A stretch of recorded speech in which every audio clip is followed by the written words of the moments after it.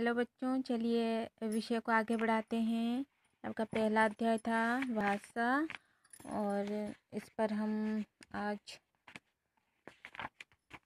Page number 7 पे जाइए।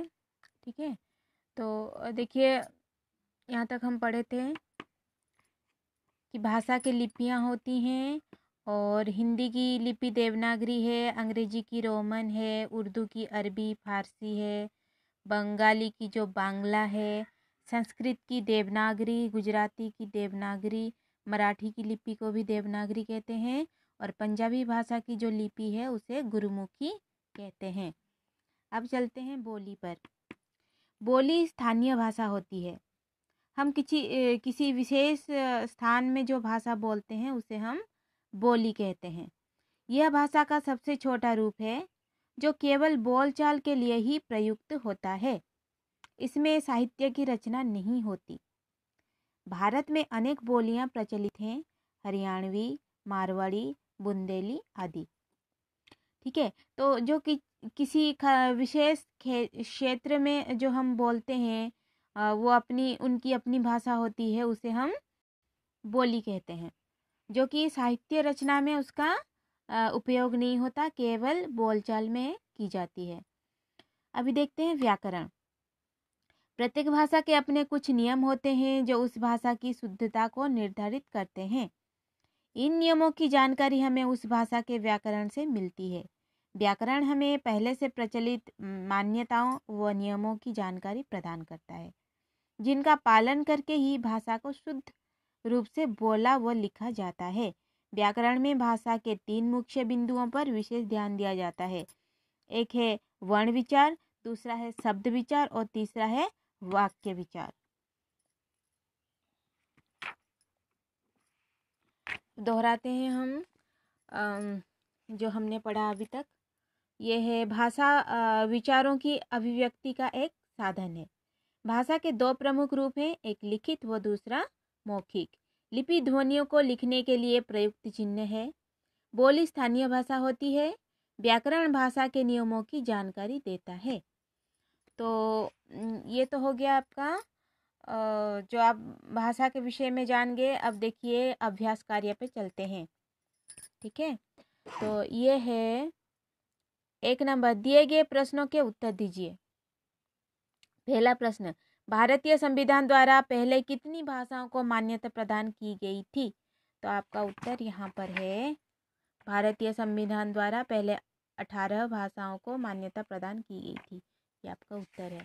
ठीक है, अभी दूसरा प्रश्न है, हिंदी दिवस क्यों मनाया जाता है? यहाँ पर है, 14 सितंबर 1949 को हिंदी को भारत की राजभाषा घोषित किया गया था, इसलिए इस दिन को प्रतिवर्ष हिंदी दिवस के रूप में मनाया जाता है। ठीक है,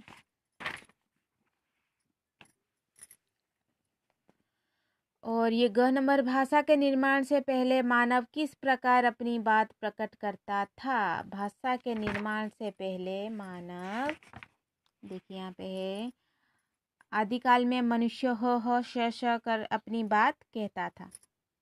ठीक है, अब देखिए भाषा किसे कहते हैं? भाषा विचारों की अभिव्यक्ति का एक साधन है। अपने मन के भावों को दूसरे तक पहुंचाने के लिए जो हम माध्यम अपनाते हैं उसे हम भाषा कहते हैं। ठीक है, व्याकरण किसे कहते हैं? व्याकरण, देखिए प्रत्येक भाषा के अपने कुछ नियम होते हैं जो उस भाषा की शुद्धता को निर्धारित करते हैं। इन नियमों की जानकारी हमें व्याकरण से मिलती है। तो किसी भी भाषा को शुद्ध रूप से जानने के लिए हमें व्याकरण की आवश्यकता होती है।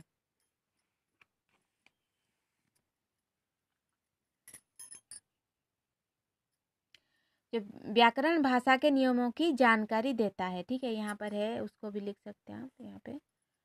तो अब देखिए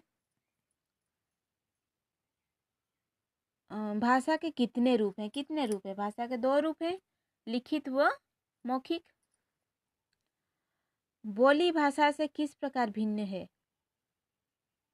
बोली हम किसी विशेष क्षेत्र में बोलते हैं, जबकि देखिए यहाँ पे है बोली, जो किसी स्थानीय भाषा होती है, जो जिस भाषा का सबसे छोटा रूप है, ठीक है, जो कि केवल बोलचाल के लिए ही प्रयुक्त होता है। लेकिन भाषा वो है जिसे हम भाषा को समझने के लिए उसकी व्याकरण और लिपि को भी समझना होता है। इससे हम शुद्ध भाषा की शुद्ध रूप को हम जानते हैं। ठीक है, अभी है मौखिक और लिखित भाषा में क्या अंतर है। मौखिक भाषा वो होती है जिसे हम मुंह से बोलते हैं या फिर कानों से सुनते हैं, लेकिन लिखित भाषा वो होती है जिसे हम लिखकर या पढ़कर समझते हैं। ठीक है बच्चों, आप इतना तक कीजिए, फिर उसके बाद अगली वीडियो में आगे का जो प्रश्न उत्तर उसे हम करेंगे, या फिर ये बहुत आसान है, आप कर सकते हो। ठीक है, ये आपका होमवर्क है, ये आपके लिए होमवर्क दे रहे हैं हम, इसको आप होमवर्क कीजिए और इसको आप खुद लिखिए, बहुत ही आसान है।